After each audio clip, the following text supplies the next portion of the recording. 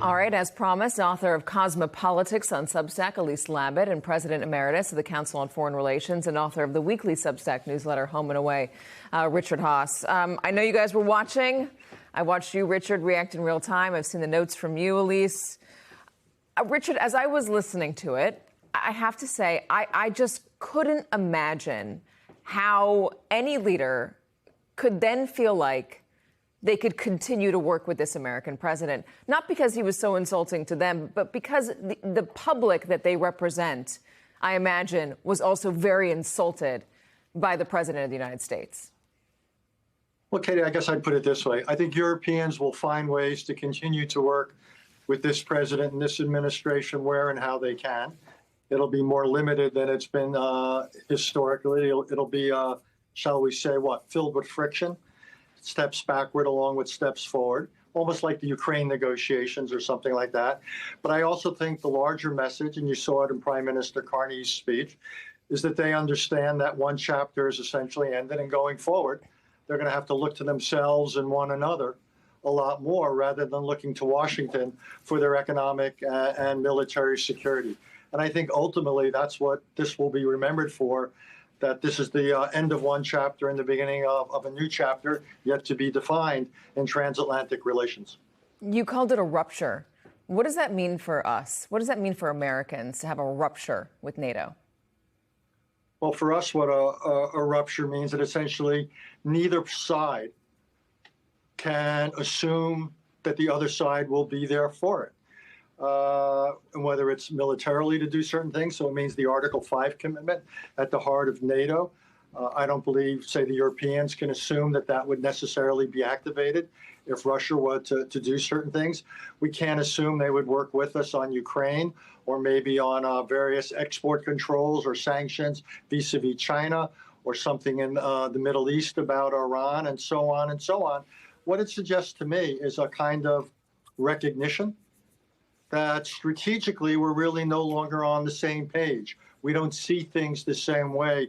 There's no longer the presumption of cooperation. And even if we didn't always cooperate over the last 8 decades, there was a starting point, a presumption that we should and we could. And I think now the presumption will be more the opposite. That more often than not, we'll probably begin to go our different ways. Elise, yesterday you were talking about Donald Trump looking for an off-ramp. Today you said you saw that off-ramp. When you take an off-ramp, but you're, I don't know, taking all the trash out of your car and throwing it onto the side of the road, is that much of an off-ramp? Is it much of a, a smooth transition?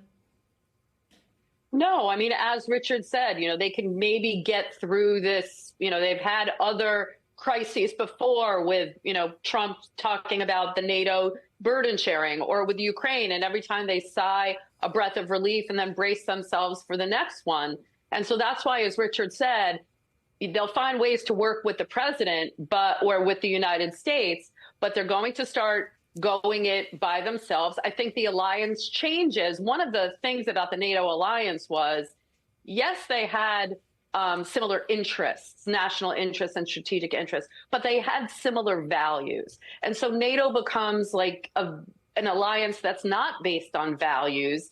And that's why if we have interests, we'll work together. If we don't, we won't. And I couldn't agree more with Richard, which is that the nations were in the room thinking, okay, well, President Trump clearly doesn't see the alliance like we do. And so that's why they're taking these steps and standing up for themselves. And they are already going it alone. The EU is talking to India. They're talking to Latin America, Canada. Prime Minister Carney yesterday said that there is a rupture, and they're talking to China. So this kind of alliance that was not only built on interest, but values kept the West together. This new world order is based on power, but, power is a weak vessel without principles. Donald Trump says that Greenland is necessary for our national security. He's talking about threats from China, threats from Russia. But at the same time, he's talking about how he's best friends with Russia. So how does that make sense? It doesn't. He's talking about these threats from China, these threats from Russia, which the rest of the NATO allies, and look, Denmark, Norway, these countries are already there. They are already working on these issues. They know, and President Trump just doesn't really see. He's talking in these big, grand, platitudes, but he doesn't know how many Chinese ships or Russian ships are already going in. Look, we have to start from the premise that the Arctic is becoming more important for critical minerals, for defense, for sea lanes, for shipping lanes. It's all important. But at the same time, the president isn't doing anything to stop Putin from moving eastward and westward and going into Europe. He's not really doing anything to stop Putin from his expansionist ambitions, and he's putting him on his board of peace. And then he's making trade deals with China that are really a disadvantage to the United States. So if that was really the idea, which is to counter the threat from Russia and China, he's not taking steps in the immediate term to buffer the threat. It's really more, Katie, of an imperialist grab. And I do think that what he was saying today, I want to open negotiations.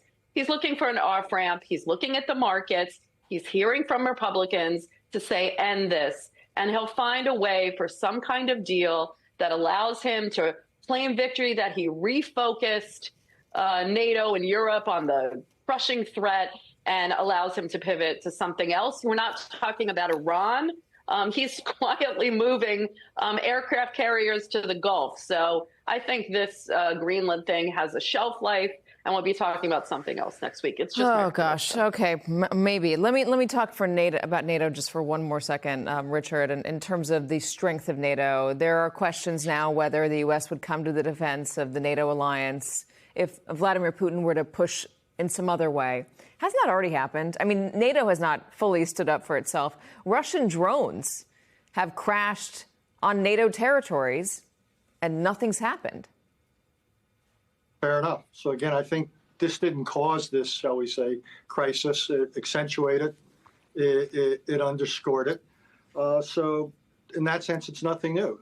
It builds upon the corrosion and erosion of NATO that has happened over recent years, particularly because of Ukraine and very divergent views of Russia. And I think this will reinforce the sense of Europeans that they have to become more self-sufficient and dependent on one another, rather than expecting the cavalry will be coming from Washington. They simply can't count on it anymore. And the danger is Putin knows that too, and he might become a little bit more, shall we say, adventurous. So the danger here is a part of the world that's been relatively stable for since the end of World War II could now become something markedly less so. All right, Richard Haass, Elise Labott. Guys, thank you very much for being with me today. I appreciate it.